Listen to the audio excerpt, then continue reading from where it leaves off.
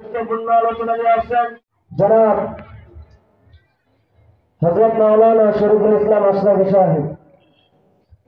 জনাব হযরত মাওলানা শরীফুল ইসলাম আশরাফী সাহেব।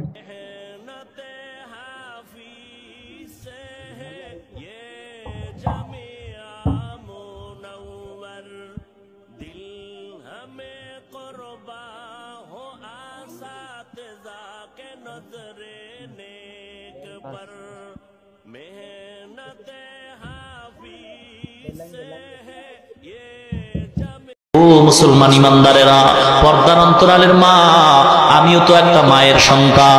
এ বৃদ্ধ বাবাজিরা, আল্লাহ সন্তান দিছে, আমিও তো মায়ের সন্তান গো।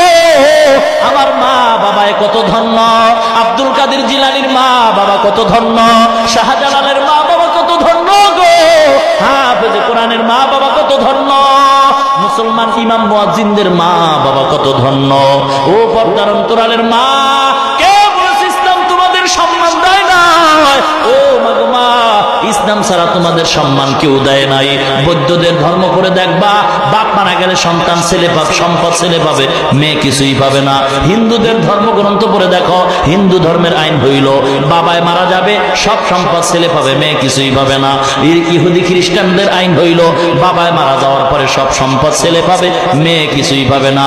ইসলাম কয় না না, বাপ মারা যাওয়ার পরে ছেলেটায় যেই সম্পদ পাবে বাবার, এর অর্ধেক সম্পদ পাবে মেয়ে, মেয়েটায় অর্ধেক পাইয়াও ভাইয়ের চাইতে বেশি পাইছে। এইটা বুঝার মতো মেমোরি অন্তরে ঢুকাও, কোরআন রিচার্জ করো। বাংলাদেশের ভিতরে আমি তো সব জায়গায় বলি, এই দেশে যত বড় লোকরা আছেন, পণ্ডিত, এই দেশের যত শিক্ষিত সমাজের লোকেরা, এমপি মন্ত্রী থেকে শুরু কইরা সবাই যদি বাংলা কোরআনের তাফসীর পাওয়া যায়, আল্লাহর নবীর হাদিসের বাংলা পাওয়া যায়, সবাই যদি দৈনিক 2-3 পৃষ্ঠা কইরা কোরআনের তাফসীরটা একবার দেখতো, আমার মনে হয় বাংলাদেশের সব এমপি মন্ত্রীরা আল্লাহর ওলি হয়ে যাইত।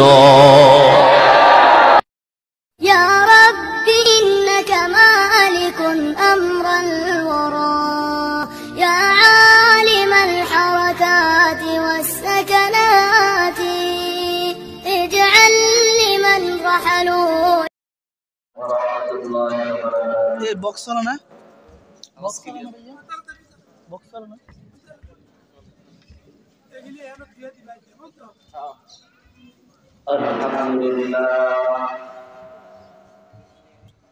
করবেন মোহাম্মদ শরীফুল ইসলাম আশরাফী।